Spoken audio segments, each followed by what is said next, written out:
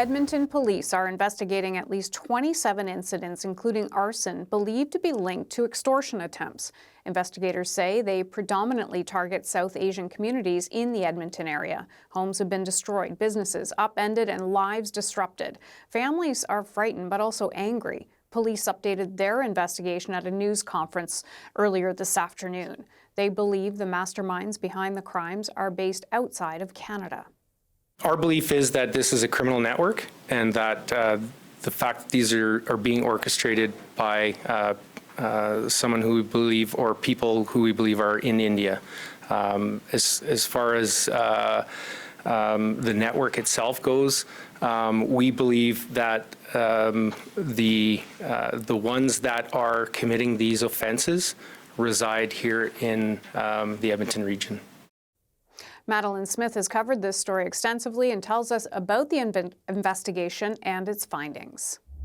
Yeah, so police told us today that there have been more incidents since earlier this month.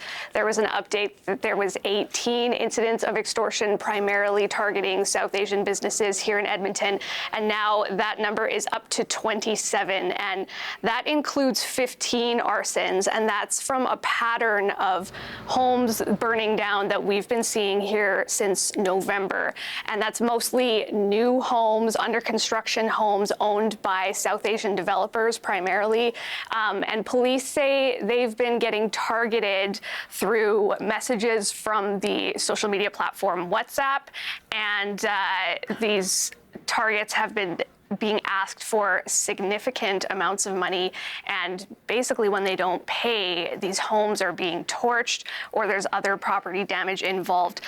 There's also been several shootings reported, including a drive-by shooting at a home just earlier this month that police highlighted. And police say they are working with other agencies across the country in other jurisdictions where they're seeing similar patterns, but they don't see a direct connection between what's going on here and what's been going on in Ontario and BC, for example. But we did hear more about that from EPS Staff Sergeant David Payton. At this point, I can say that we have no information to believe that it is related, that this network and the occurrences that are happening in our city and in our region are linked whatsoever to any investigations that are occurring in any other jurisdiction in Canada. And as I mentioned, the extortions here have been primarily targeting home builders. So these are affluent, well-known home builders and developers in the community that potentially have a lot of new homes going up. And that's sort of putting them at risk of having those properties targeted. And Madeline, these events have been tormenting Edmonton's South Asian communities for quite a while now. What kind of reaction are you hearing?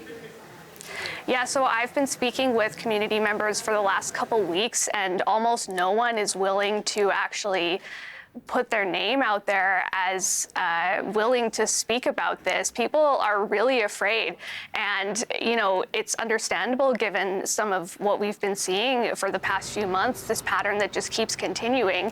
And even after police had come out with some of this information, we've continued to see incidents. So you know, it's really worrying for a lot of people, a lot of developers taking down ads, taking down signs around their properties because they're worried that they could be targeted, and you know, they just don't want to do anything that is increasing their risk. But there may be a town hall held soon to address this in public with police, maybe some other officials. So we'll see what people are sort of willing to discuss, but it's definitely a very volatile time and a lot of uncertainty for folks here. CBC's Madeline Smith speaking with Andrew from Edmonton.